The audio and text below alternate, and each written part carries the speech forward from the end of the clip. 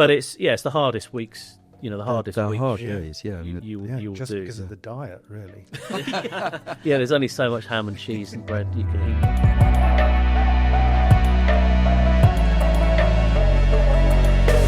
Hello, welcome to episode 33 of the Evo podcast. We've got a special two-parter for you this week and next. We are talking about everything Evo Car of the Year 2025. So I have with me Dickie Mead and James Taylor and John Barker. Hi, Steve. Hello. So let's straight into it. Car of the Year. Why did we do it, Dickie? And how did it originate? Why do we do it? It's a legacy from Performance Car, really, which was, I know we've covered this before in a very early podcast, but that was, it was always the focal point of our year at Performance Car. Performance Car was the magazine which was closed, and a number of us went off and launched Evo with Harry. But it was always the biggest test of the year. It was the most exciting thing we did. I think it was always the most popular issue and story with our readers. So there's quite a tradition of expectation, really. I think over the years we'd built the test up and been a bit more ambitious with it and different locations, and so it had gained this kind of following. So it seemed like something that I don't think we ever questioned that we wouldn't do it at Evo. It just we sort of owned it because we'd kind of refined the idea with Performance Car. So it was 3 issues in, wasn't it, when we launched Evo? So very soon after we'd Pretty started. important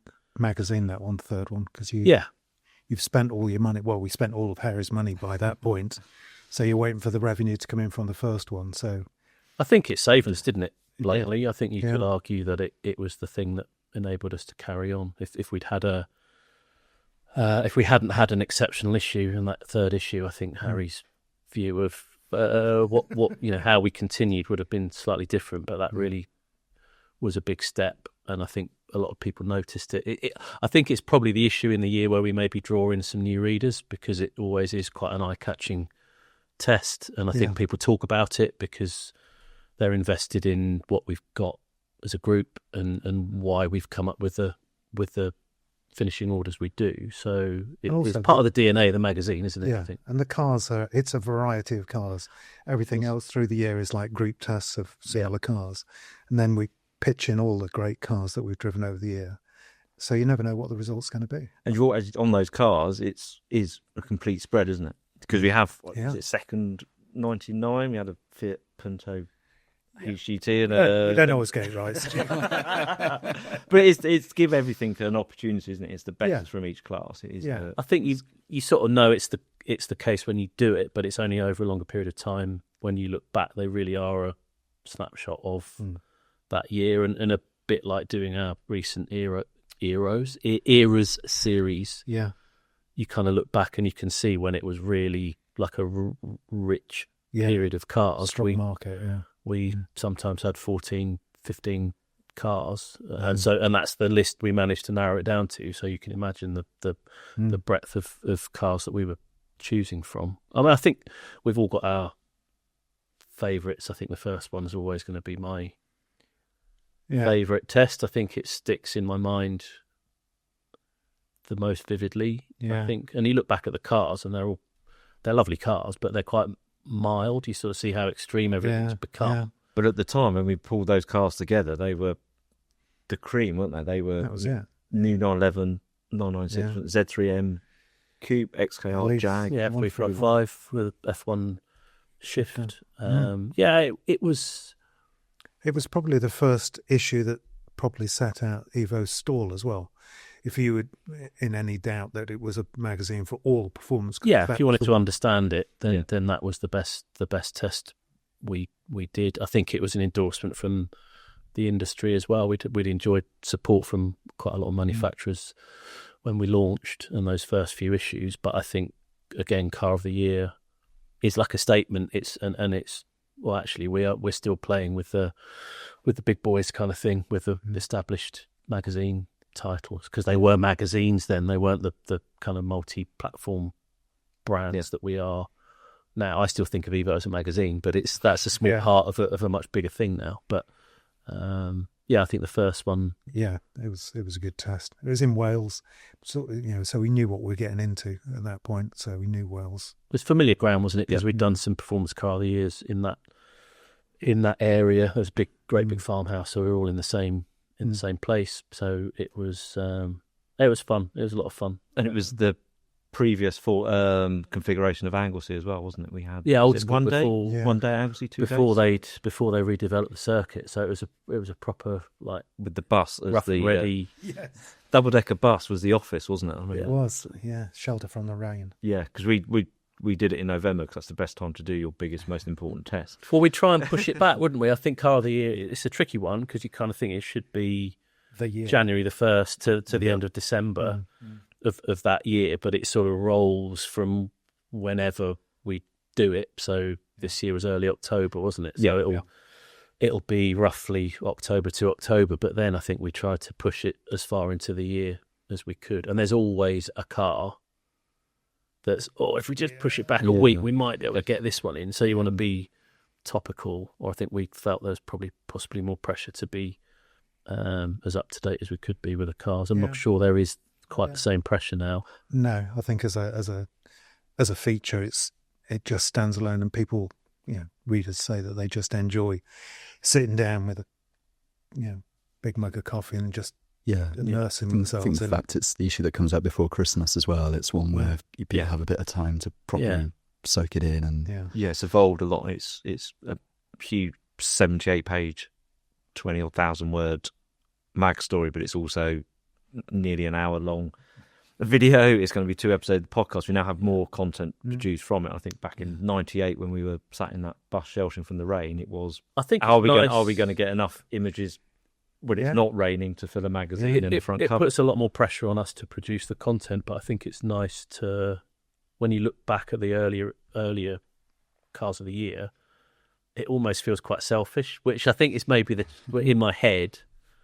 It wasn't that we were just doing it for us, but there was only a certain amount we could share because we only really had the print format, a certain number of pages to give to people, and obviously that put more emphasis on the words and the colour that you could put into the words. And I think it's a bit like reading a book rather than, and then you see watch a film of the book. I think everyone could fill in and imagine, and maybe now we have to present it as a video as well. We're giving much more to people, which I think it's fun to share the cars at that level. But there's a certain charm, I think, about the car of the years where they only exist in stills, photos, and words. Yeah, we often get asked internally by different teams, have you got any pictures from the early car of the years on your phone? He's like, no, phones didn't take pictures. Some of us didn't even have phones. It's and you forget how quickly everything has evolved, not just from car of the year, but everything we now do across Evo, isn't it? But as you say, Dick, it's that lovely, that was it. That's not that you're not in a controlling way, is it? But it was more of a... But even you wouldn't even know what you got on film until you processed the film. So 2001 was the first year we went abroad, wasn't it? So we did Wales the first year, then Scotland, then back to Wales, and then when in 2001 we went to Italy to Harry's place in Tuscany, and that had a cover-mounted CD-ROM. It did. Yes, which we were videoing stuff. Dave Sheck. Yes, bananas in the exhaust of a Zonda. Yeah. All that crucial road. But that was quite fun, actually. I think given the pretty limited nature of the kit that we had, and the fact that we were trying to shoot stills as well. I haven't looked at that. It'd probably be cringeworthy. But I don't think I have a device I could put a CD into. Oh no, we can find one, don't we? But that, sort of looking back, that was quite soon. We pushed ourselves to go overseas, which is a massive effort compared to doing it in the UK, and then to come back with some sort of video as well. You kind of forget what we'd pushed ourselves to do. But, it was a good one because we were at I don't even know what the circuit was called, but it was a circuit in Umbria, wasn't it? Just over the border. Only quite a small, modest track, but actually pretty perfect for what we needed. Absolutely. Is there any years that stand out, apart from 98, others for you, John, because you've done, like Dickie, a fair lion's share of car of the year? Yeah, well, as Dickie says, the first one's all pretty good. But the that one we were just talking about, the one where we went to Tuscany and Umbria, that seemed pretty special. That seemed really exotic, that we could actually have the budget to go to Italy and book a circuit and and do video as well. And that felt like a bit of a step change. That's one of my favourite. But also, well, we've been there this year again, not to give anything away, but Route Napoleon, when we did it with the Ford GT.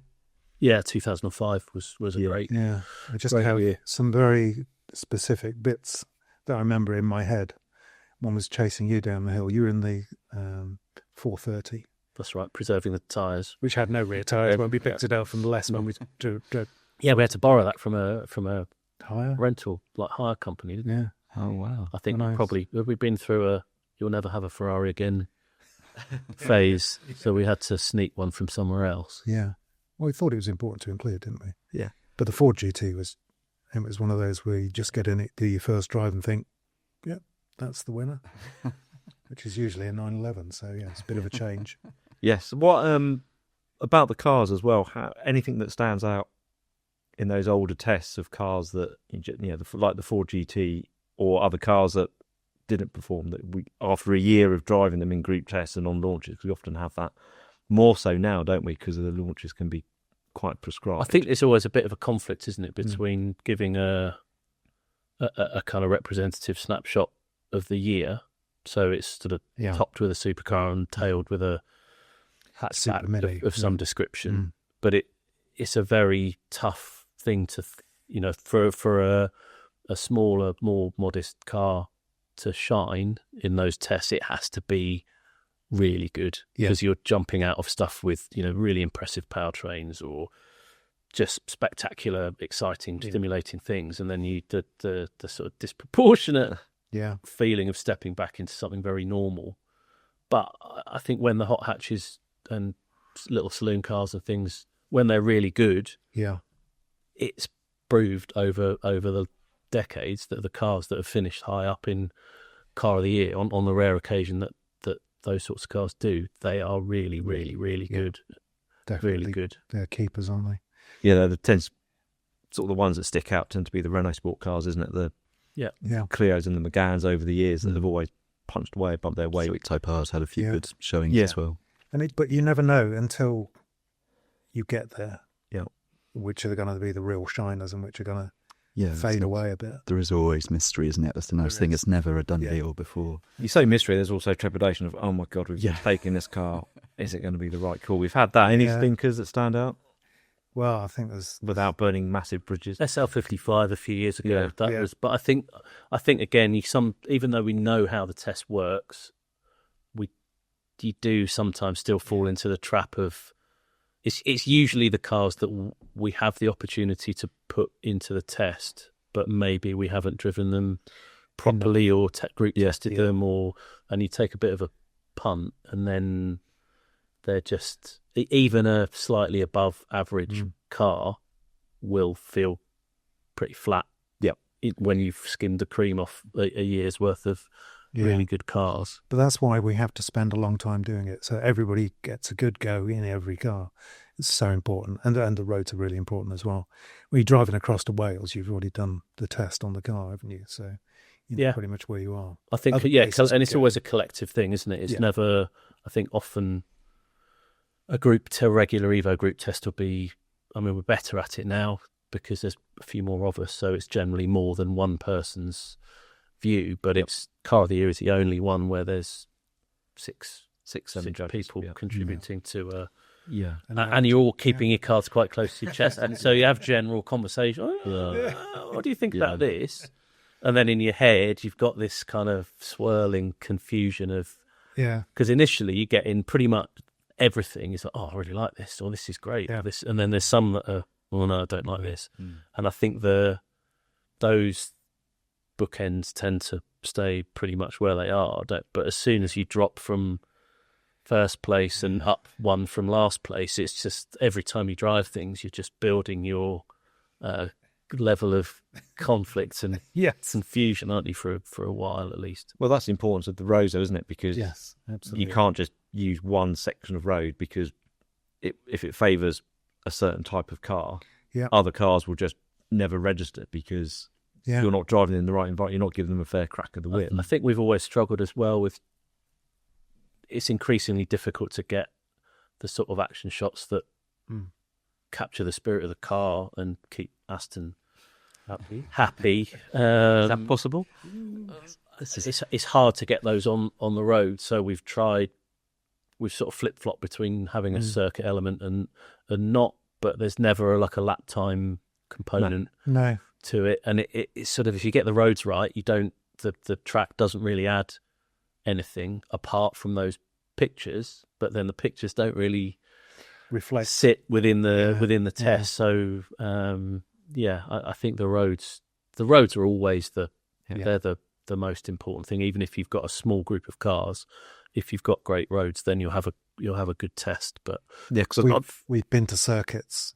We've been drawn in by circuits and then found that the roads surrounding them are awful, and you can't get a good drive, and you can't get decent photography either. And that's really Portimao it's an awesome track. Yeah. Great fun driving around the circuit, but lovely the roads place are in the not. world, literally part of the world, but The roads can't support. Like, you need more. There's lots of places where there's one good road, but you can't drive 10 cars up and down the same bit of road 10 people driving 10 cars. for a week. It's No. very one-dimensional. It's like a means to an end. similar to Ascari, isn't it? A lovely facility. Yeah. But we found the roads, you're driving further and further because you find one road, but you can't spend all week there. So you're travelling around, and It's hard to explain, isn't it? That you can find a great road to drive, but often they don't work for photography. Or you can find a great road that will work for photography. But it's why we end up often going back to the same places, because there aren't that many locations that combine. but I think while I was doing we need. some numbers, Scotland and France are the most visited locations for car of the year. In Scotland, we move around a bit. That's from, when we say Scotland, it's borders up to the Highlands. It's quite a broad sort of, but it gives us that variety, doesn't it? And France tends to be Route Napoleon. That area. There's so many great roads down there, and the weather is a component as well. We chance our arm with the borders and Scotland, and I think actually the advent of digital photography has been around for a long time, but it used to be virtually impossible to get a shoot on film because the cameras just didn't work in the low light conditions, and now if you've got some bad weather, you can actually get some really amazing, like, dramatic photos. So that isn't quite so much of an issue. But then a lot of the cars we drive now are so powerful, so much torque, that they just don't. Again, you can get it done in a sort of wet weather, but you much rather have dry roads to do the test on, I think. Yeah, it's always nice to have the variety of driving the car in different conditions as well. Because some of them come to the fore when it's not so grippy. So James, this is your third eCoty this year. James worked somewhere else before he joined Evo. Another monthly comment. What was your view coming into it when you saw first of all, before you joined, what was the view of eCoty? And then when you did join, what did you think of this complete carnage of a week of people not knowing what they're doing and somehow producing some content? I was used to that already. But, 'cause my first exposure to eCoty was as a reader. I was a reader of Evo for years before working as a journalist. And the thing that always stood out to me then was it was something you would look forward to reading. And as well as a great group of cars, there was this feeling that it was sort of a gang of people together and they're collaborating and discussing. And I think the kind of weaving in of different people's thoughts and opinions throughout the whole thing was kind of quite appealing. And then the really nice thing is now, having done it in real life, it is like that in real life. It is like that, isn't it? Yeah. I think that's I'm sure there's, amongst our industry colleagues, there's probably some horrendous opinions on what we do and how we're just noodling away for weeks on end with air steering wheels, and which is a part of it. But I think it's appropriate for our readership, definitely, and it's the only way we can do it. I think there isn't there isn't a halfway house. We don't have the pressures of a weekly where you have to just get stuff done. So if we don't go to the effort that we do, then we're kind of shortchanging everyone, aren't we? I think. Absolutely. And if you don't do it, as we didn't do in 2017. 2017, when a publisher thought no one cared. And we got so much. that was Just reasonably and rightly, we got so much flack for that, didn't we? quite rightly, actually. And that's when people from an outside don't understand what it means to the audience, make a decision because they don't like something or they don't see the value in it, and we'll change that. Well, they think we're just away for a week having a great time driving cars quick. I mean, we are. But it's the hardest weeks. The hardest. They're weeks. Hard days. Yeah, I mean, You'll just do. because of the diet, really. There's only so much ham and cheese and bread you can eat. And I think we found that limit too. But 2017, it was just a list of cars from each category that won. Yes, we were told you had to do it each category. I remember going out for a day with a car with a photographer and thinking, if you're doing this for every car, this is not saving any money or any time. No, it didn't save any money. It didn't have the commercial impact that this individual thought it would have. And we got lots of, quite rightly, as Dickie says, lots of angry readers and people saying, what have you done? Yeah, looking forward to it, and this lands.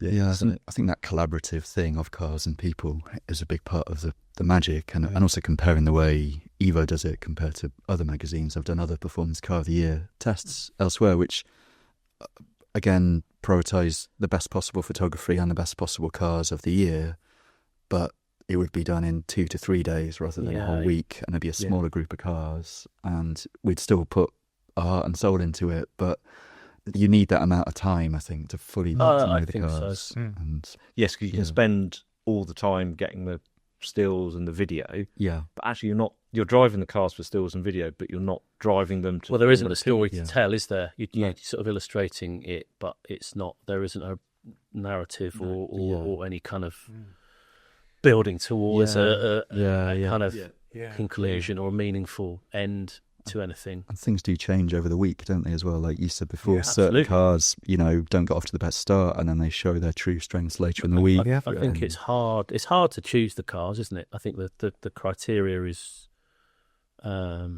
just the formula is a lot of it is instinctive. I think because I think we have the luxury that no one else has, which is, Stu, you were around, as the pre-launch kind of founding team. John and I were around, and a few other of the sort of guest contributors and judges that we get along were also involved. So it's still a very personal thing for us, and I think we've tried to. You're learning first hand from the people that kind of originated the test. So I think we know what it is. We're not kind of cosplaying or what will Car of the Year be like. This is what we do. So I think it's a nice reset every year or a reminder of what we do and how we do it. And choosing the cars it's just this weird mix of capability and desirability and availability and but we've all got slightly different reasons for the cars we nominate, or the ones we say, we should have that one or this one, or and then someone else will maybe think, oh, what about that? Or so the test is a collaborative thing right from the very beginning, isn't it? How we arrive at the cars that are included from that to the to the verdict at the end. We're going to come on to how we chose this year's cars and what they are in part 2 of this, but there's still, before we get to there, we should really talk about where we actually went and what we did this year. So it was we're recording this end of November, so we were out there first week of October. Do you want to sort of, because it's somewhere actually we discovered, well, I hadn't been there before, but we've gone back to pretty much the same hotel and the same location. I think from 2005, that was the last time I was there, but you guys... It was 2013, I think, looking back at this list, which I wouldn't have said it was... I knew we'd been back. So Dean Laban, so it's like a hub on that kind of Route Napoleon area. So it's within striking distance of some really mountainous roads, but it's also it's just in the centre of all these brilliant. You can kind of head out any direction from there and find yourself on a great road. So some of it was familiar. So there's a sort of mountain road near Castellane which we'd used in 2000. 2005, yep, Was the definitely. first That was time the we went there. Ford GT. And then we went to 430. Col de Bonnet, which is the highest road one of the highest alpine roads in Europe, Yeah, Aston. which we hadn't been No. to for Car of the Year before, I don't think. But again, it's a spectacular location and quite different. The route there is fast and flowing, and then the actual road up the mountain is much tighter and twistier. So it's a good. Some cars didn't work up there, but were brilliant on the fast flowing stuff. It just helps to build your. Because the journey to sense the photographic and filming locations is as important, if not more so, because that tends to be when you've got the longest uninterrupted drive. I think we have to squeeze the pips out of every day, don't we? So if we start in the dark, it's if it's an hour and a half to where we want to start shooting, then we tend to get our best pure drives, not thinking about being videoed or not thinking about stills. It's the morning and evening. Yeah. So across the course of the week, if there's 10 cars, you are absolutely going to get 2 good drives a day, and then you're bound to get some good driving in between. But there's something nice about there's something nice about that morning, whether you all go as a group or whether we go in dribs and drabs and just meet up at the sort of muster point. But there's a nice.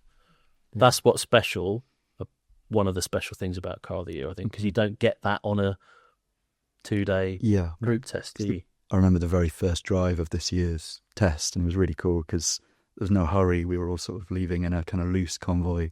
On the horizon, there were these amazing mountain peaks in this kind of misty distance, and knowing that's where we're going, and the whole week and the whole story of the test is still to unfold. It's really because that drive, isn't it, in the morning and the evening is more replicates what owners and readers do, isn't it? It's the drive to a photography destination. and the testing bit of it is not remotely like what any normal person would be doing.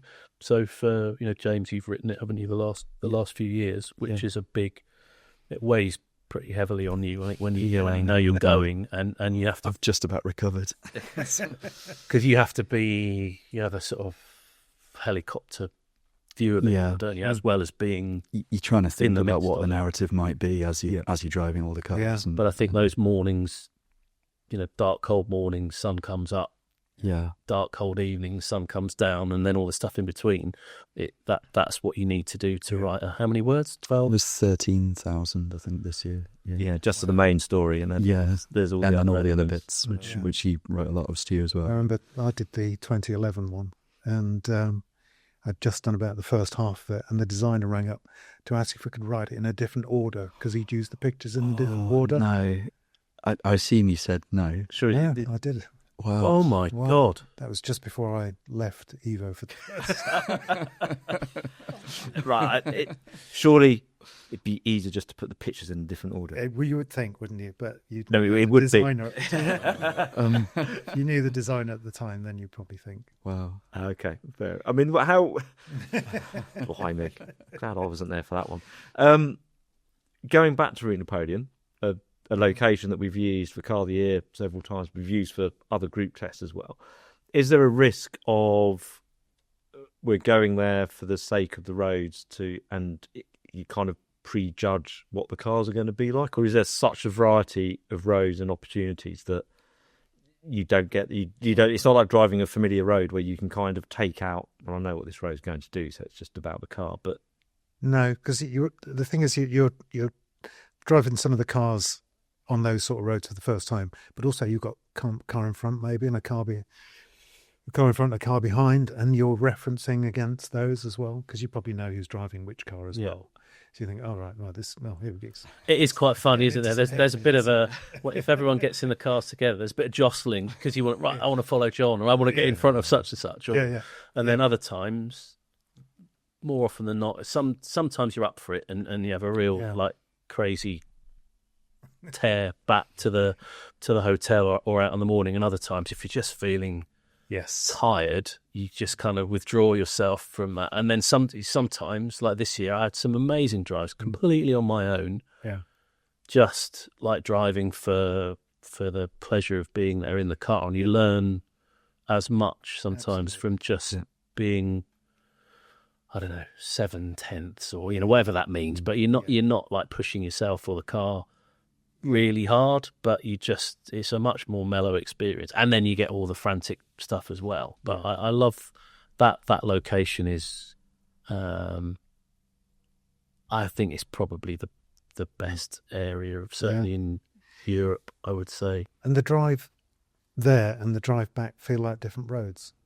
Yeah, true, actually, yeah. Partly because you're coming back in the dark. Often like driving different, like the same car in the daylight and dark, you realise the things that it's missing maybe, or where it stresses you or where it doesn't, or it's an interesting process. Very interesting. Definitely. It always is. And when it is light, it is so beautiful as well, which somehow, I don't know, somehow lifts the whole experience. I think all your senses are heightened. We did do quite well this year because the guys from Alpine were saying it was chucking it down all last week. Wow, we were lucky then. Yeah, we had, I mean, you might want to go and get your really, really small violins out for this, but we did have 5 days of uninterrupted sun up on the route Napoleon, but it does help, doesn't it? It means that your point earlier about changeable weather conditions are good. It was just temperature, wasn't it, on this one? So it's like not quite like driving in the wet, but you had the similar like morning drive. When it's just about. Yeah, we had a light frost one morning, didn't we? So you've always got that in the back of your mind, and there's a bit of low cloud on the way to locations and stuff. But it does help, doesn't it, that you're in somewhere. You kind of want to drive more rather than thinking, oh god, this is miserable. What time can we leave to get back to the hotel? It's amazing. It's such an amazing thing to do. Like, given we're very lucky, aren't we? We do our job. There's bits of the job that are not particularly great, but there's lots of it that are amazing. So we spend the whole year driving all kinds of cool cars. In broadly speaking, most of them are in fun places to drive, but still car of the year. When we get it right, they're the things that you remember most vividly. Certainly that year, and sometimes for 20 years, there's things that you can just go back to. Which is a real, it's a challenge to try and capture that and communicate it. But I think it does come across because you can't fake it. No, like you can't, because the things you see and the way you feel and the relative performance of the cars and watching one in the mirror and going over the same bit of road that you've been. It's such a nerdy thing to do, but it is quite. It's often more interesting watching a car in front or behind. Yeah.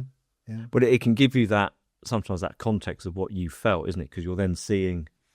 Yeah. You've driven a car earlier and felt something about it, and then you're watching it do exactly what you felt. Right, now that makes sense. Or it just takes you out of yourself. So you can get so focused on the nuts and bolts of how they drive, and you sort of forget how they that is a really spectacular car, and you might be fixating on its steering or whatever, but you see it as someone else would see it, and it's just like that's something special. It's all part of the car, isn't it? I mean, we touched on it a little bit, isn't it, of the disappointing locations and sometimes being hooked in by a circuit that's a great circuit, but the roads around it. Is there places that we avoid for car of the year? Obviously, the southeast of England is a no-go, but even parts of Europe, isn't there? We've never done anything we've been to Italy, we've been to Spain, Portugal, France, but we've not done Germany. We've not ventured. Well, we just learn from going on car launches. If you go to Germany for a car launch and you come back, that was Germany, and it is all very similar and very consistent, isn't it? There are some good roads, but again, there aren't enough to sustain what we need to do. You need 2 or 3 big locations, don't you, that are quite different from one another, but within an hour to 2 hours drive in the morning. So we get the variety of driving, and the visual guys get what they need. And I think there's some great roads in Italy, but it's actually quite hard to thread those together in the way you can. You could just stick a pin in the map in south of France. Yeah, a random one there, and it'd be that would be great. That would be great. That would be great. I think Scotland is probably similar. Yeah, Scotland has the advantage of being empty-ish compared with most other places in the UK. I'd love to go back to Wales, but I think we've it's just become worn out our welcome a little bit. sort of a You hot need bed. space, don't you? Literally and metaphorically, you need Yes, because space. it's this year was 12 cars, as I discovered the eve of the test. Yeah, we thought it was 11 going in, didn't we? But then you've also got photographer support cars and Texas stuff that we'll come on to. So it's quite a moving feast, isn't it? Caravanos. You need to get, wherever you've been on day one, you need to get quite a long way away from on day two. Otherwise, it just draws too much attention and you just annoy people. Because you do annoy, it's just lots of cars trying to do photography and turning around in the middle of the road. There's all sorts of things like that, isn't there? Yeah. But you have to try. Well, we did after last year, Pyrenees, we had such a good, found some great roads last year on the Spanish side of the Pyrenees. Those roads are the closest I think we found to where we went this year. Same sort of vibe. People are similar. It's I think there's something about those sort of mountain towns and villages where everyone's just all right. They don't seem at all put out by what's going on or But we thought for this year we'd go to the French side of the Pyrenees. So Yusuf, Aston, and myself went over earlier in the year to do a test with some Audis, and they were in the location, so we borrowed them and it looked amazing in the feature. Yeah. That road looked Absolutely spectacular. But we're driving on this road, and Aston was sort of, look at this view. This would be amazing. This would be amazing. And Yusuf and I were like, yeah, we can barely get. We had a 20 valve Quattro and an RS2 and an RS3. So 2 of those cars were from 30, 40 years ago, and even they were struggling to get down and through some of the tunnels. I was like, Aston, we're never going to get a Reviato or a modern Ferrari or any modern car through these routes, and there's no turnaround points, and actually they're all it looks spectacular from a geographical point of view, but from a it's not a driving tour, is it? Probably the closest, like as a reader, the closest you'll get is to do one of those sort of big but we'd fancy hotel big driving tour routes, and it's great because you'll just pass through these brilliant places on great roads, but you don't have to stop, turn around, go back, turn around, go back umpteen times. But on our way back, we carried on through, went over the top and back onto the roads that we used last year. And it's like sort of taking off a straight track, you're like, and then breathe, then you're back on those roads. But it's amazing how just you literally go over the border. And you'd think they would have to be the same, wouldn't you? Yeah, but they're and not. it's that would have been, I was quite pleased we did that recce. Because that would have been quite frustrating to turn up with 12 cars and everyone, you're all looking at me going, why are we here? We can all hit down I through. think car of the year of all tests is not the one to take a punt on where you're going to shoot it. Is it? But okay, so that's how we chose a location and how we choose a location. The roads being the most important, but not just the photographic locations, but the roads to and from to get that thing. How do we choose the cars? We've touched on it. It's the best we've driven through the year, but that list can be a very long list. James, do you want to sort of give us an overview of how we whittle this down to a manageable level of? We started. We wanted 8, didn't we? We ended up. We ended up with 12. Yeah, I think this was the most number of cars since 2016. I think, if I've got that right. Yeah. So really, really big group this year. I mean, you touched on this as well, Dickie. You want a real breadth of different genres, different type of cars, but you don't want anything there for the sake of being there. Yeah, you don't want to force it, do you? Yeah. But sometimes we can't just have that like top level stuff and none. Yeah. But some years there just aren't. Yeah. There aren't the cars that are at the right quality, so you're just setting those cars up for a fall before you start, aren't you? Ideally, you want them all to be minimum 4-star Evo rating based on the first drive, preferably 5 or close to 5. And it was kind of for this one, it was sort of everything that's kind of become available to test since last year's tests. So there's one sort of October to October. That's right. Yeah, that's the sort of rough rule. That's of our thumb. eCoty year. Yeah, sort of window, isn't it? And there's a few exceptions sometimes of a car that I think, again, mentioned this before, a car that would have been great to have last year but just missed the cut, but then it's available for this year and so on. But we had everything from sort of really, really high-end supercars down to, we had a hot hatch, we had an SUV, which is very rare. I think that's only happened a couple of times in eCoty history. We had hybrids, we had straight ICE cars, four-wheel drive, rear-wheel drive. There was a little bit of everything. But it's still sticking, which came in a long time ago, wasn't it, of removing the more sort of track-based road cars, so Caterhams, and also at the other end, the big ticket hypercar. I think it's cars. I think it's always evolving, isn't it? Like some years we've had Paganis, and other years we haven't had any kind of real top tier supercars. I think it's what feels right at the time, which probably doesn't make it sound particularly scientific. No. But I think these days, if you have a Valkyrie there, well then you kind of need something else. Yeah, to balance. And there's so many of those. Or do you have a GMA T50? And then it becomes a hypercar test, not not a car.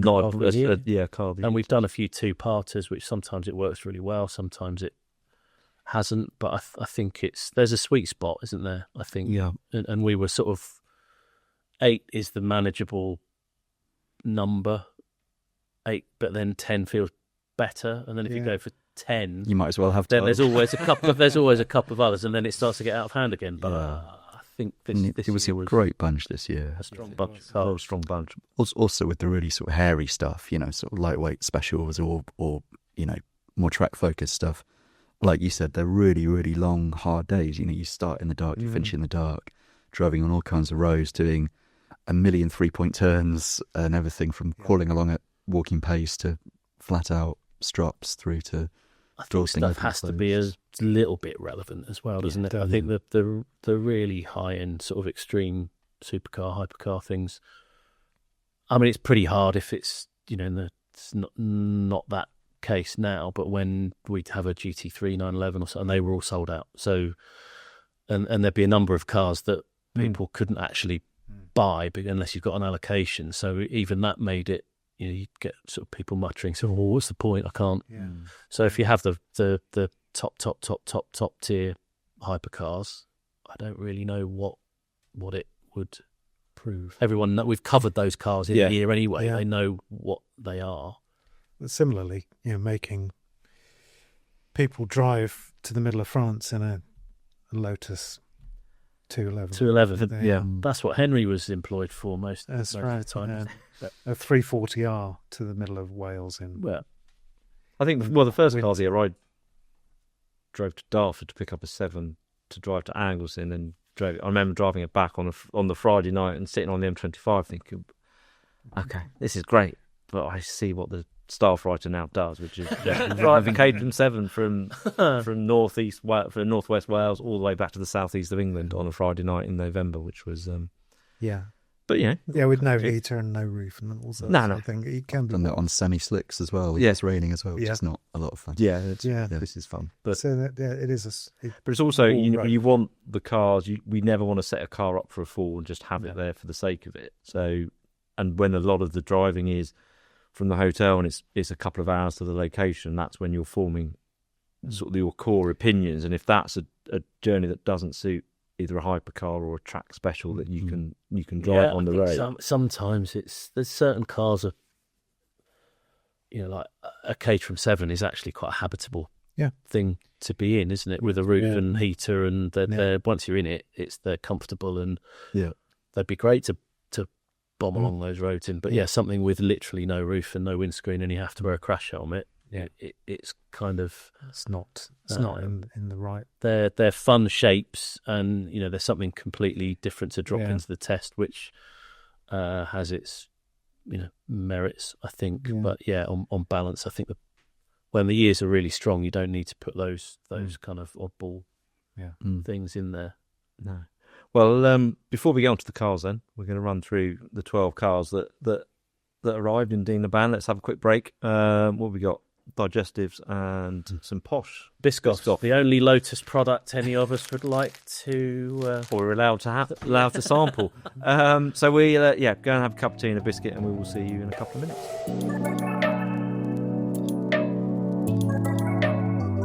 Okay, welcome back to part 2 of episode 33 of the Evo podcast, where we are talking everything eCoty or Evo Car of the Year 2025. So we've just part 1 was how we choose locations, where we've gone this year, what stands out for the locations, why the roads are important, and all of that. But we thought now, part 2, we're just going to go through the contenders for 2025, the cars we selected, how we got to them, and why they were here. So I'm going to kick off with you, James. Alpine A110R Ultimate. It's a car. It's always risk with this was one of those cars, a bit of a risk, isn't it? Because none of us had driven it before the test, and I think that when it was announced, the big thing that stuck in everyone's mind was the price, which is quite punchy. Yeah, more than €250,000. Yeah. As you say, this is unusual because normally for a car to go into Evo Car of the Year, we've all driven it and we all consider it to be a really, really strong contender. This one was so new that I think it was finished only 3 days before the test. I think it was a pre-production sort of late prototype, built to production standards, but a prototype. But the A110R, which it's based on, but actually, as we'll say in a moment. No, I think it's the body in white and the interior might be it's the same weight and pretty much everything else is different. Looks similar. Yeah, it's got a few extra little aero flicks and fins and things on it. Funny enough, Alpine actually brought 2 cars. They brought a regular A110R for us to have a little back-to-back. Yeah, that didn't give me a heart attack at all. Hours after discovering that we had 12 cars and not 11. Yeah. And then we had 13. Yeah. But that car, the regular R, finished, I think it was joint second, 2 years ago. Yeah, it was a hair's breadth, wasn't it? They were the top 3 were very... Yeah, in 2023, wasn't it? The R came out. It's a hell of a car, and the A110 in general as a species is a car that Evo's really championed, and it's always done brilliantly in pretty much every test that's been thrown at it. And it's done, isn't it? That's it. This is it. There won't be another one, will there? So we're told, at least. So this is the ultimate Alpine in more ways than one, because, as you say, it's the very last of the line. So what made it special to get onto this longer than planned shortlist? Yes, medium length list that we ended up with. Yeah, so as John mentioned, from the outside it looks very similar to a regular A110R, but I've actually had to print out everything that's different on it. It's crazy, isn't it? Yeah, from the splitter to the diffuser and pretty much everything in between. Is heavily revised or completely new. Yeah, in fact, so new and revised they had to crash test the car again and rehomologate it, which is why it costs €250,000. But also suggests it might not be the last one, because you don't go to that expense and effort. It all looks like it's going to be the last one, doesn't it? The theme and the fact they're doing 110. Yeah. And that's it. Yeah. So it's a very neat way to finish off that story. Yeah. But, And we'll cover how it drives in a later podcast, but it's a pretty extreme thing. It's when you get in and start the engine, everything's buzzing. There's lots of GT4 yeah, parts, aren't there? So engine mounts and yeah, a lot of the engine internals. Race spec, yeah, forged pistons and Orica go up the engine, don't they? Yeah. New gearbox, a 6 new gearbox, which meant a new subframe in the rear. Yeah. Changed all of the aero for the radiators. Yeah, it's this sort of S-duct thing. Yeah, from the GT3 RS, isn't it? Now with no luggage room in the front. Yeah, equal downforce front and rear, sort of max stability, new brakes, bimaterial brakes, new suspension, adjustable O-lins, new wheels. Forged metal wheels that are lighter than the carbon wheels in the R. Yeah, which is mad, yeah. And they have these kind of rifled sections, these little slivers kind of sliced out of them. Yeah. The tyres are bespoke to the car with sort of biomaterial construction, new electronics, all the new aero surfaces, new types of composites they've used. It was even running on 102 octane fuel. Yes, because it can run on either, can't it, 98 or 97 or 102. Yeah. But if you're running on 102, you can't mix it. So you have to. Yeah. I mean, luckily it's for journalists, so we are the experts at running it to it. It is dry, but never return a car not with a fuel light on. Exactly. Yeah. That was sort of having the Alpine guys sort of follow us around so they could refuel it with a hazmat suit. Also worth mentioning, because it's so small and light, it used the least fuel of all the cars there. Actually, it was the one that actually wasn't on fumes. Yes, it is. But really special thing, and I think it really added a nice element to the test, I think. But it was a risk, because when you read the spec sheet and when you see it, you think this is going to, like the R, the regular R, if you can call such a car regular. The perception is it's a track car, and we're doing purely a road test, isn't it? So there's always that risk that we've put something in that, having said earlier, we don't want to set a car up for a fall. We've actually included a car that is very much track oriented, but we know the base A110 is so good, and the R is good on the road, isn't it? The R was a better road car than a track car, wasn't Yeah. it? Although it's all, you have to do the setup manually, but then it transforms it when you lower it and change all the geo. So it's got that capability in it. It's just not on a button. It needs putting on a ramp and playing with. But I think they shifted the emphasis quite a long way towards track. Yeah. Yes, that's going to be an interesting one to see how it plays out. 'Cause it's quite probably one of the most. There's a couple of others on here, isn't on the list, but one of the most extreme cars in the tested field. It's the most specialised car there, isn't it? I think the most focused car. Yeah. Contrasting to our small 1,070 kilos, I think it was, wasn't it? Something like that. It was the lightest car. A110R. Should we move on to the big V12 Aston Martin Vanquish, John? That you came back from the international launch. Yeah. For the praise, but then it had a little bit of a wobble mid-year, didn't it? Yeah, Sardinia, it was great. It all worked. And interestingly, Henry was on the launch in Sardinia as well. And we both were pretty much blown away by it. It seemed to blend all of the aggression that you'd expect, of an 800 horsepower V12 twin turbo with a proper cosseting ride. So it did both things. If you want to go very quick, it will go very, very quick. And if you want to just cruise along, it will do that as well. So it seemed like the perfect setup. And then we had it here in the UK and with 12 cylindric and the new Lambo, the Revuelto. And it really just felt a bit out of sorts. And we went to Blakey Ridge up on the North York Moors, which we've been to many times. And it was a slight issue for the 12 cylindric as well, in that they seem to be slightly wrong-footed by the texture of the surface, which is quite unusual, which is, again, why we try and drive everything on lots of different roads.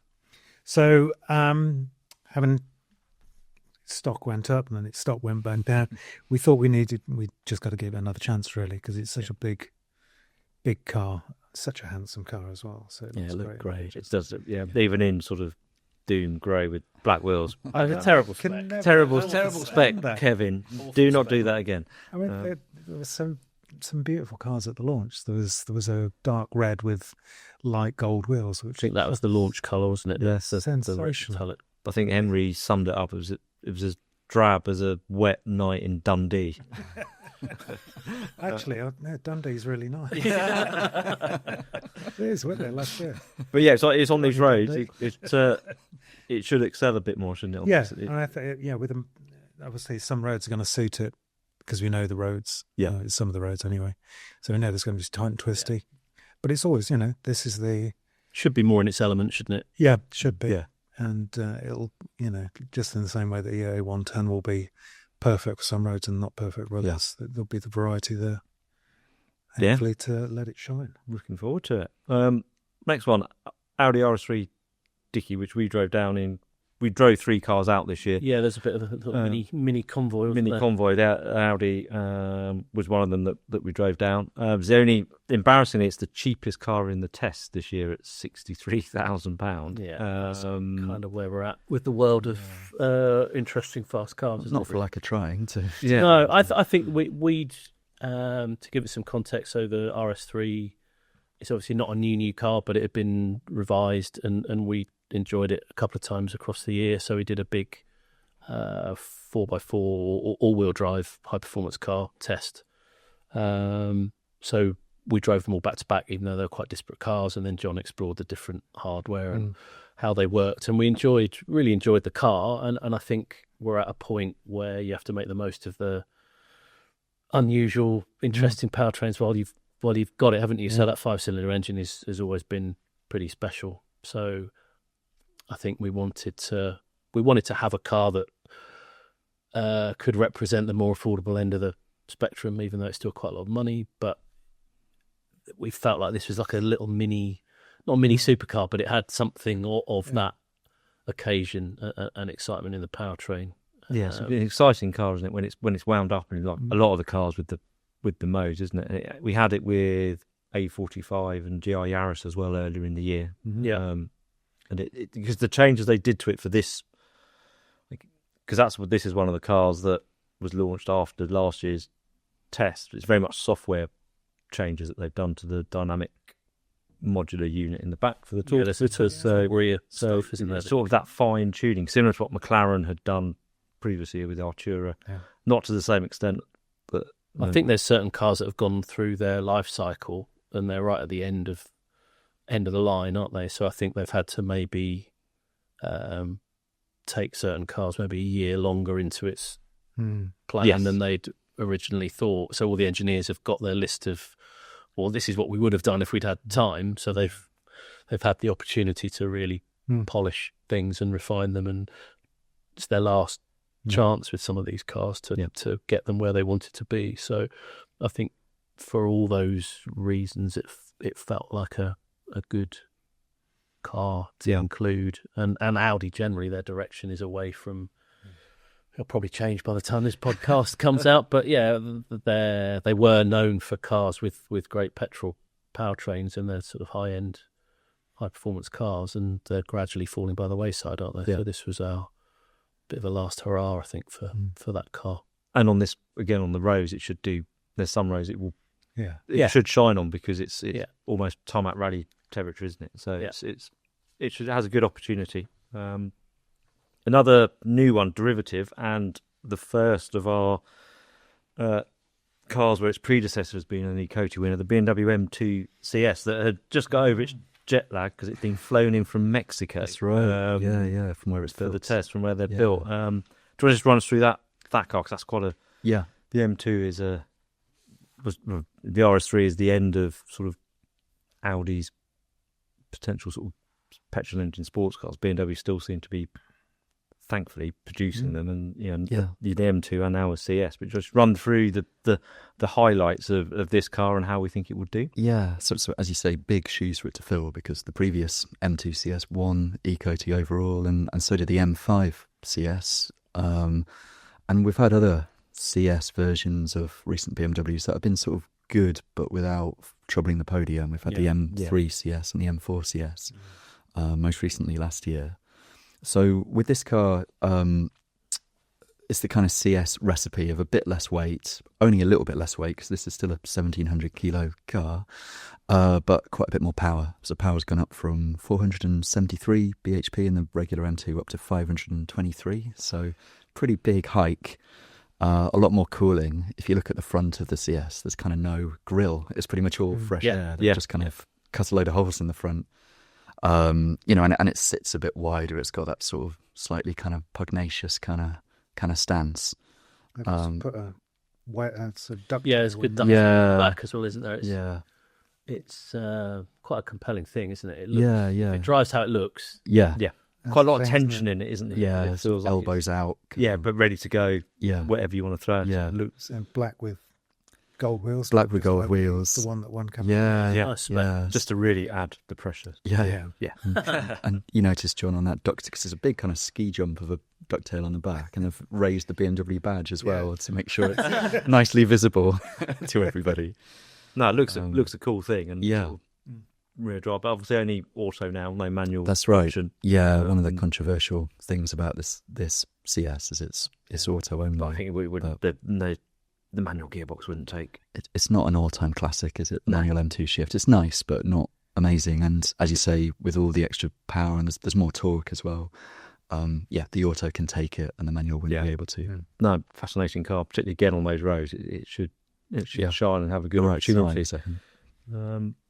Now here's one that was one of two hybrids in this year's test. The Chevrolet Corvette E-Ray. Now you, John, drove the Z06. Yes. A couple of years ago. We've been trying to get Corvettes into the mag for a while. We were trying to get C8 we tried to get on Car of the Year when that was new. Z06 we tried to get. We managed to secure the E-Ray this year. You might think this is a very old car, but actually they've only just gone on sale in the UK officially. Yeah. So that seemed to be... So it's a UK car. It was right-hand drive, UK registered, so all set up. So this is representative of what a UK Corvette customer will get. So what do you think they're going to be getting? What can they look forward to? I think the Z06 was pretty impressive. That was naturally aspirated. Basically, they tried to copy the or did their version of the Speziale, naturally aspirated V8. They actually bought an engine from Poland, I think, and stripped it down to work out how to actually get the revs out of it. Wow. But it was a great car. We got to drive it in Germany, which is, it's not always, find out everything you need about the dynamics of it because the roads are so good in Germany. But it was pretty impressive. Great delivery. So E-Ray, I think it could do quite well. Because it's Z06 body, isn't it? Yeah, the wider. It's a wider body. So it's got elements of Z06 in it. There's a couple of interesting things about it. Like the other hybrid, which we'll get onto later, the front and the rear are completely separate. So you've got electric motors at the front, about 160 horsepower, and then you've got a V8, as you'd expect, in the back, which is about 450, something like that. Now, to get those two things to work together is quite clever. Yeah. That would be the interesting thing. Yeah. And the other weird thing about the car is it's got a square steering wheel. Yeah. If you speak to Henry, who drove it down from the UK, that's probably the least of the interior issues you need to consider. I think it made a Lamborghini seat feel comfortable. Yeah, because it has complaints about how high the seat is in the cockpit. But And how sharp the spikes are in the base of it. Really? It's not very comfortable. Oh, right. So Henry's pretty lightweight, isn't he? So Yeah, it's a bit. There's a lot of levers though with Henry, aren't there? It's like a sort of daddy long legs folding itself into. But I think if the dynamics are good, it'll be an interesting car, and decent contender. It's still quite an intriguing thing, isn't it? Yeah. I think you don't see that many of them No. on the road, and I think we can be a bit sniffy. Well, we definitely are a bit sniffy as a country, aren't we, about American cars? So, but I think this is. I haven't spent that much time in the regular C8 or the Z06. We had a couple at the Evo track day at Goodwood, so I hadn't driven any on the road. But I was impressed with both of them. Those. But those two cars are very different characters. Yeah. So if this is a very different recipe within the same platform. So it could upset a few cars. Yeah, it could upset a few sort of legacy and sort of established European cars in this test, couldn't it? Yeah. I think it's got the credentials, hasn't it? And as you say, the development of the car was very much more of a global car than an American market car. Yeah, it's definitely one of those that you take a punt on. Yeah. One thing that is more familiar is a front-engine V12 Ferrari. Yeah. Dicky, 12 cylindric. Had you driven that? No, I was really excited that this car's in the test because I hadn't driven it. So James wrote about the open. You did the kit phase. I did the Oh, kit phase. that's right. Yeah. But so I was intrigued as to what the car would actually be like because obviously it looks wild, but also slightly odd in photographs, and I sort of sense it's a different take on their front engine V12 cars, which have up until now been total Tasmanian devils on wheels. Aren't they? They're absolutely wildly fast and powerful and aggressive, and just really quite tricky things to drive fast, but hugely exciting. This seems like a more mature, more back to how the 550 was in its day, really. So, but still with a beautiful, large capacity, high revving, just the best kind of V12 engine, and all of Ferrari's electronics. And so to me, I'm coming at the car completely fresh in Car of the Year, which is nice actually to have a few cars that this is your first time in, but other colleagues have rated them and driven them. So it's pretty exotic, isn't it? I think it's it's how I remember feeling about Ferraris when I was a kid. You'd look at them and sort of think, wow, they're something set apart from other cars. So but I can come at this one knowing what the 550 take on that was like and what a F12 was like, or an 812 Superfast or something. So where it sits within those is interesting on its own.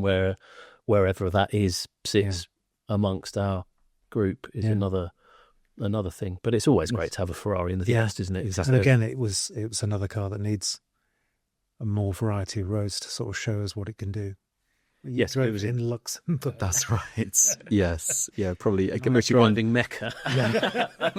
Funny enough, it wasn't on the. I drove it in Lisbon. Wow. So yeah, neither of them eCoty shortlist. yeah, I don't think it locations. really got in under the skin of the car. Yeah. So it's definitely deserves another chance. Yeah. So there's a bit of a sort of simmering triple test here. Yes, because our next car, which James, I'm going to get you to talk about, the Lamborghini Revuelto. Yeah. Which totally obviously different. is with the Ferrari and the Aston Martin, we did a triple test earlier in the year, but as John's touched on with the Aston, and we just had the Ferrari, they needed a second. We feel there's more in those cars we need to get out, but I think with the Lamborghini, you've driven it as well. Well, I drove it previous year. year, didn't I? Yeah. So it felt really pretty special. Yeah. After all the concerns about, well, it's hybrid and it's this and it's that, and what will it be like? First impressions were it's totally transformed that level of Lamborghini into something you really want to get in and drive, and can get in and drive it quickly. But the way Lamborghini tend to launch their cars is we couldn't get one. No. So the car of the year last year, so it kind of got put on hold, and it's one of those cars that could have fallen through the cracks as a consequence. But I think because we'd done the triple test, or John had done the triple test earlier in this year, we always try and do group tests to focus in on the winner that can then go through to car of the year. But I think those three cars are so different from one another, and I'm sure you learn more about them every time you get in them, different roads. So we kind of indulged ourselves a little bit, didn't we? Well, run through some of the highlights, James, because it is quite like the Alpine. There's quite a lot to run through, but just sort of top line. Yeah, absolutely. Well, Lamborghini's first kind of proper plug-in hybrid. I know they've done Urus hybrids, but that's a totally different thing. Really sophisticated composite structure. The engine, 6.5 litre V12, does 814 bhp on its own, and then pretty much on par with the Ferrari engine and the Astons do on their own. Yeah, and it's great. It loves to rev. It's got really high red line. I think 9,500 RPM, if I've got that right. Brand new V12. Yeah, this car. brand new V12. It's got elements of the Aventador engine, but again, totally re-engineered. And they've spun it round to put the gearbox at the back, because in previous Lamborghinis, from the Countach onwards, the transmission came through to the middle of the car. Yeah. That's now full of battery, so the battery goes there. Then there's an electric motor at the rear that does the job of starting the engine. Also works as traction control somehow. I'm not an engineer, so I don't understand this, but somehow it works against the engine to sort of back it off, which is a sort of more fine control than regular traction control would be. And then like engine braking without the engine braking, I suppose. So you lose less energy. And then it is four-wheel drive, but there's no physical connection between the engine and the front wheels. So there's two electric motors at the front, which I've lost track of my notes. Oh, there we go. 258 pound-foot at each front wheel, which enables full torque vectoring at the front as well. Also means you can wheel spin the front wheels. As we found out trying to get out the car park. So this is quite interesting. It's true four-wheel drive, even in all EV mode, but nobody seemed to have told this particular one we had, because it got stuck a few times getting out of car parks. He's just the front wheel spinning around, wouldn't he? Yeah. It's there's quite a lot going on in that car, isn't there? Which we've had experience of it, and it's an amazing thing, isn't it? But it's not necessarily doesn't guarantee it's going to shine on a test like this as well. Feel very cohesive, which is what the first main thing you'd want. The car, you don't think, oh, this is a hybrid. No, you just think it's a pretty well sorted. I think it's adding to the experience rather than taking away from it. Yeah, it's going to be fascinating, particularly again on the variety of roads that they've got. I think on the rare occasion we've had big V12 Lambos in car of the year. They're brilliant to have, and they're a real event and a real occasion, but you're often more pleased to get out of it and get into something a bit less demanding or wide, than you are to get into it. Whereas I think from what we've found with the Revuelto, it feels much more wieldy and just a little bit less daunting. Yeah. Which, I think that'll count for Count for a lot, I would think. Yeah, special thing. It's going to be fascinating how it lines up. Along with our next car on the list, which is only the third time, I believe, an SUV has been on. I can think of one other. Cayenne. Yeah. DBX. Oh, DBX. Did we?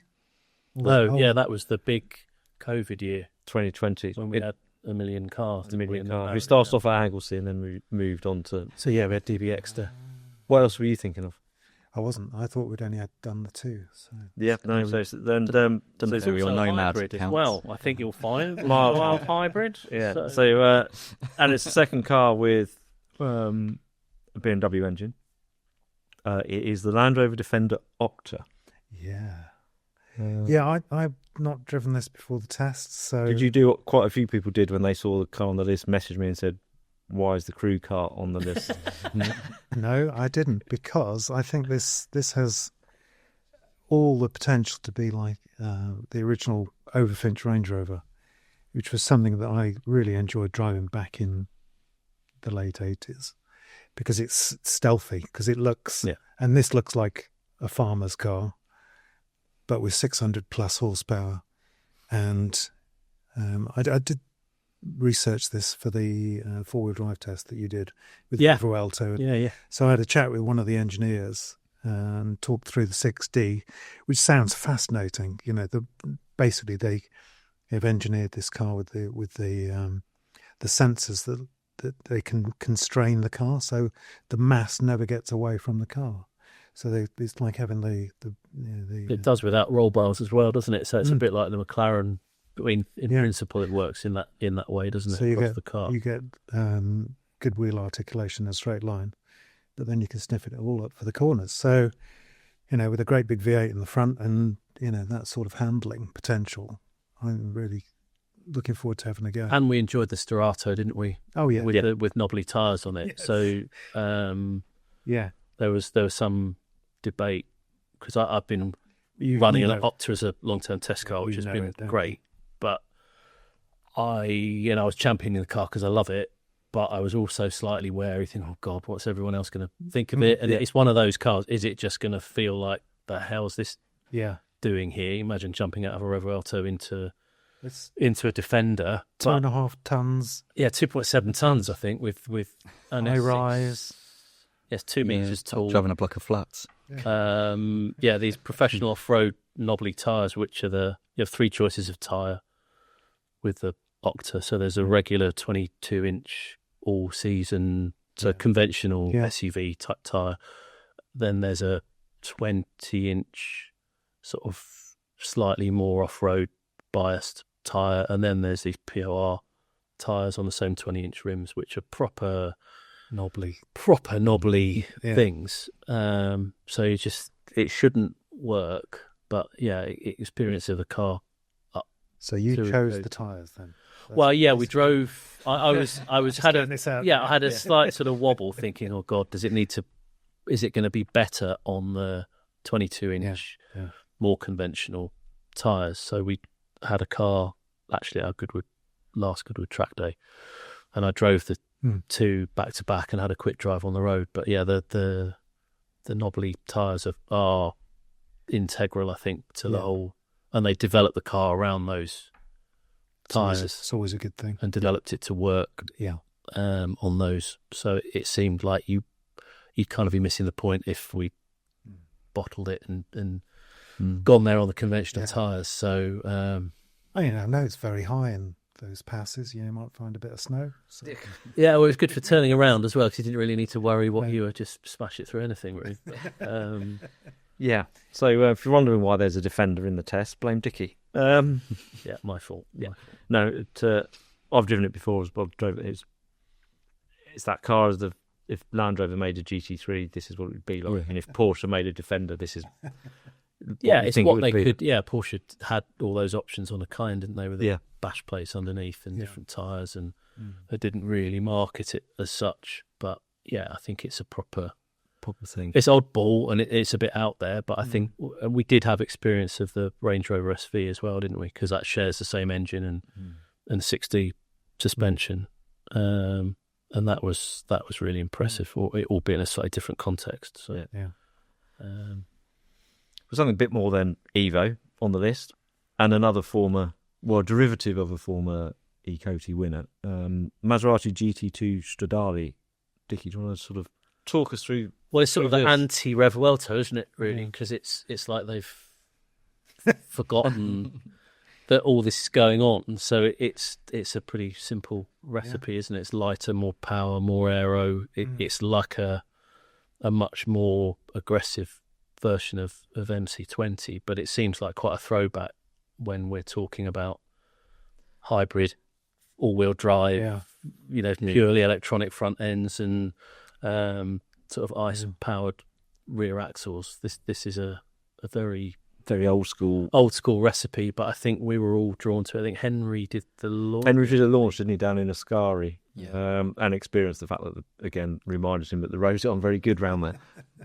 Despite that, he found it was a very good road car, because this was another one we were worried, is it going to be too tracky to our stream? But actually it worked really well on the road, Henry found. Yeah, the company are always, the manufacturers, no, this is a track car, you've got to drive it on the track, because they need to differentiate it from their road cars. But actually it just tends to make a really good road car a better road car, doesn't it? Because it's got more time spent. Well, we had a bit of an odd, we probably could have covered this in our first part of this podcast, couldn't we, about cars that have done well in Car of the Year and then you've subsequently driven them and wondered quite how they did so well. So you, John, you hadn't you hadn't driven the MC20. No, I missed that year, didn't I? So then we did a group test this year with MC20 and Artura and Aston Vantage and the Merc GT63 ESE Performance Gazillion Martin. So sort of two front engine big bruising coupes, one hybrid, one not, and then two mid-engine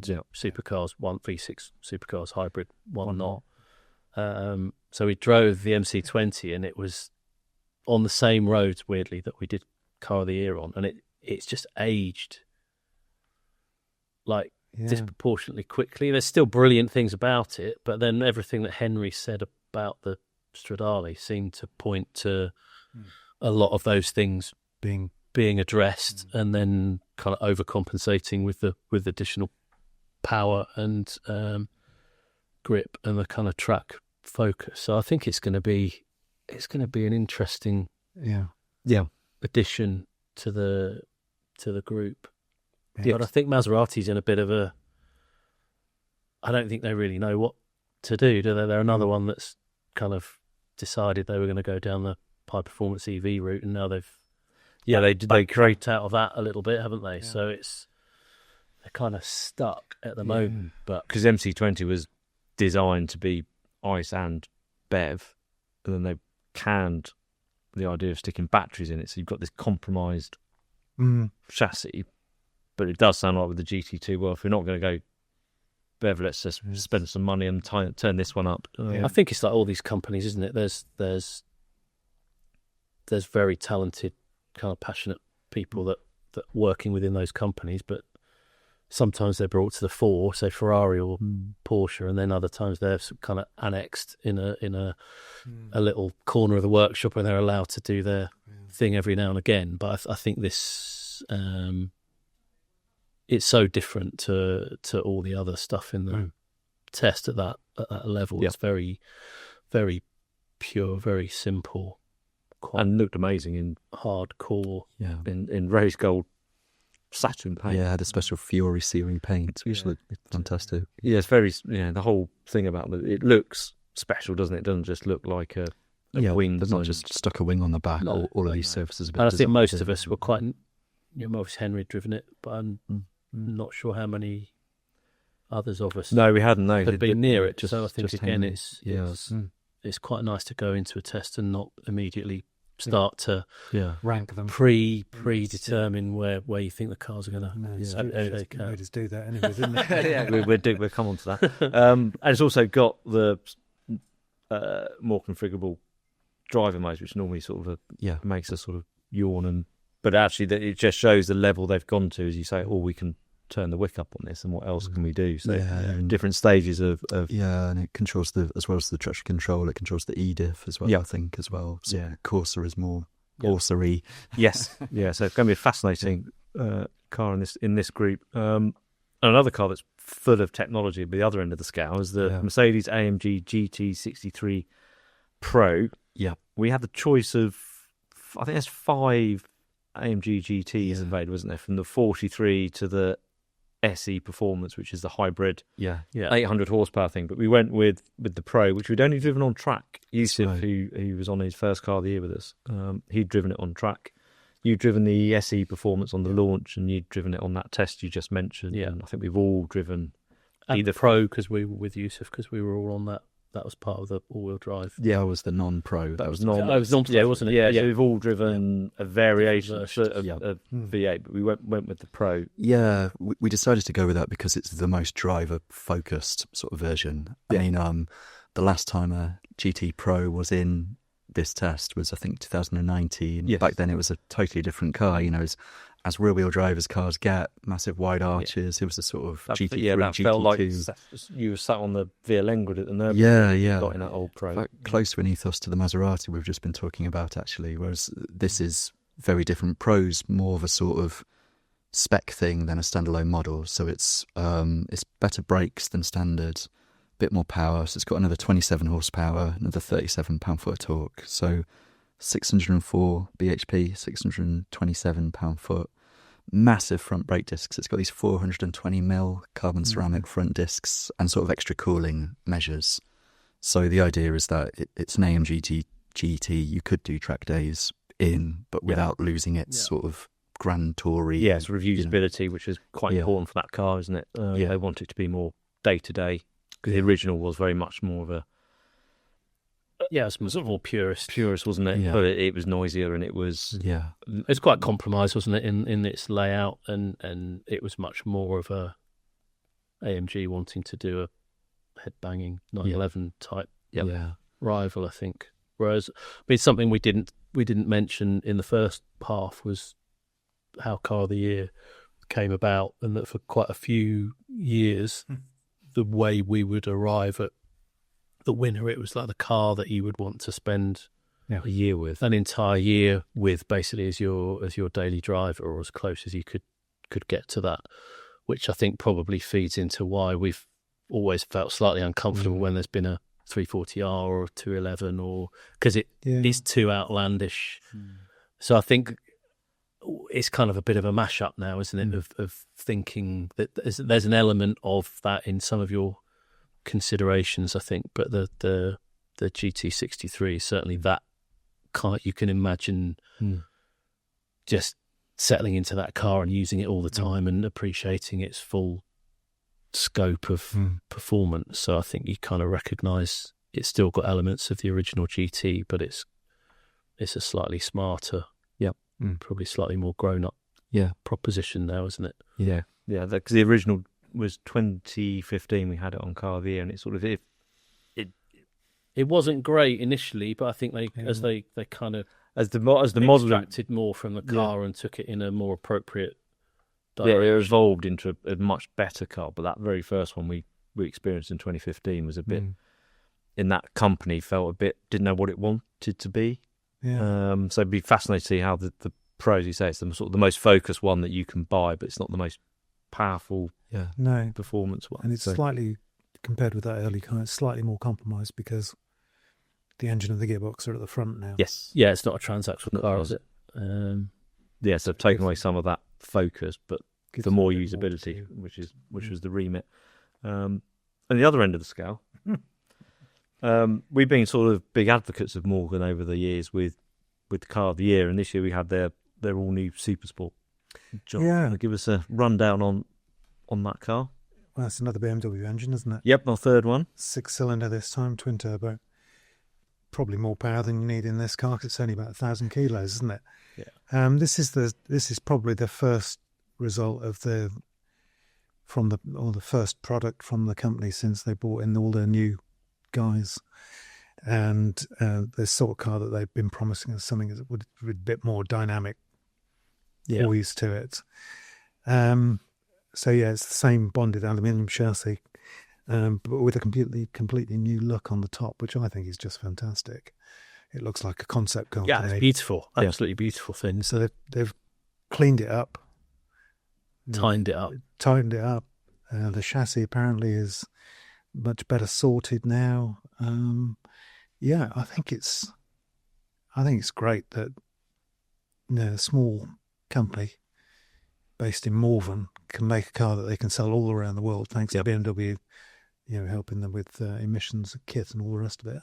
And something that's so unusual. I think they seem to have been trying to make an updated Morgan Plus 4 for the last 70 years. And for me, this is the first one that actually takes the idea and moves it on. Yeah. But keeps the same. It looks like Morgan a really, fit. really like the best resto mod Yeah. examples, isn't it? It looks like Chimera or Singer or someone's done a Morgan, doesn't it? It's got that crisp kind of clean lines, and the detailing's just spot on, and the way it's put together is really brilliant. And if you look at it from that way, 100k doesn't seem that expensive for it. I think it looks and feels like a proper, I hate the term luxury in terms of But it's car hand companies, but it's a beautifully pan built, low volume, high quality car, isn't it? I think you could turn up anywhere and people they maybe wouldn't know what they were looking at, but they would know that it's something really special. Yeah, it didn't look out of place during the week wherever you went. It's one of the best looking cars of that group. Yeah, I would say. absolutely. Talking of aesthetics, our last car on the list. The winner. I mean, The Porsche 911 GT3. Another year of questionable graphics, which we'll pass over. But if you're ordering your GT3 and a Visac pack, please don't be tempted to put graphics on it, particularly a window strip and Visac grille and a Nürburgring lap and God knows what else in the grille. kind of Yeah, no, it's not a car that needs to try hard. No, fortunately, we can look beyond that, can't we? But I think GT3s for a number of years, haven't they, that it's like the same. It's like a remix, isn't it, of a familiar track on a really good album or something. So you think, well, is it really that different? But I think this year they've had to they've probably worked harder on this .2 iteration of car than they have for years, probably, just to apparently almost stand still, isn't it? They've had to push so hard. You did the launch and what they've had to do just on the engine. Yeah. What's it got? 4 catalysts and 2? It's got two additional GPFs. filters. Yeah, that's right. 4 cats and 2 GPFs. You've got to fit that all in the back of the car as well. Yeah. Yeah, it's not like you've got 4 meters of pipe to And- sort of stuff them all in. And keep the 9,000 RPM red line because that's a USP that customers want. Keep the sound. Yep. It's got to meet new drive-by noise regulations, so it's got to be quieter at different speeds than before, but still sound epic when you ring it out. Yep. It's actually got a little bit less torque than the old one, but they've given it slightly shorter gearing to compensate, so it actually accelerates a little bit quicker actually. And what's that? Oh, I had that Oh funny yeah, thing. they left an extra pedal in the footwell. I'm not quite sure what was going on there. I didn't know if that was a badly installed dual control. It was the only manual in the test. only manual in the test. I mean, it is still available with PDK as well, but hats off to Porsche because it's the same price whether you order it with a manual gearbox or PDK, and whether you order it with the regular winged body shell or the wingless touring pack. They're all exactly the same price, which is really cool. It's probably slightly lighter, isn't it? Because the ESG gearboxes. Yeah, They tend to be I think the slightly manual is a bit. I mean, that's the other thing they've done really well is keep the curb weight pretty much the same, despite all the extra kit they've got to somehow. Yeah, I think it's. A contender, would you say? I think it's up there, isn't it? Yeah, it's in with a shout, I would say. I think again, you kind of look at when you'd have to know all the minutiae around different trigger points for legislation, wouldn't you? When something was stark, because you were at a point where you've got hybrid, all-wheel drive, blah, blah, blah over there, and then you've got this naturally aspirated stick shift car at the other end of the scale, which seems quite odd to still be able to compare those cars in 1 year. They're all still in production this year, but I think all the time they're able to make those cars. You have to celebrate them, don't you? And we'll talk about how they thrived in the next podcast, but it's from trialing that car this year, every time you get in them, they just seem to it's absolute bullseye, isn't it, for a lot of the things we want and to be presented in such a simple way. Yeah, it as you say, that breadth of what's in the test, you could argue that really if it was just done on pure performance, even the GT3 would still has that pure performance, doesn't it, to compete with the hybrid stuff. But I think for the first time we've found, half the reason why we had the Revelto there was it does things in a totally different way, doesn't it? But we're finding these cars are the really tech laden things are getting so good at what they do. Yeah, it's like the dynamic controls have got a lot better, haven't they? And the hybrids just give you more opportunity to manipulate things. Yeah, different things going on different. Yeah, that's all, isn't it? That's all 12 cars. But I think when we came up with the list, every time we looked up and down, it's like, bloody hell, this is a really really yeah. strong, We tried to sort of whittle it down, cars. but you couldn't take anything out, could we? So I think to take something out would be to prejudge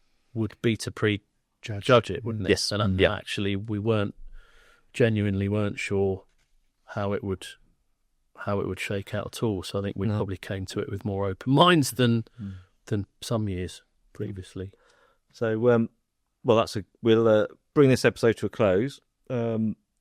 Next episode, we're going to go through how all these cars did, how these 12 cars, where they finished, why they finished where they did. So if you want to read about Evo Car of the Year, if you go to the Evo shop, you'll be able to pre-order a copy. It goes on sale 3rd of December, but you can pre-order it from today, which is the Friday before. And the second episode will be of this podcast with the results and how we came to these results will be on the 12th of December, Friday the 12th. So like, subscribe, share, tell your friends, tell your mum. And we will see you next time on the 12th for part 2 of this Car of the Year podcast. So John, James, Dickie, thank you very much. Thank you. And we will see you next time.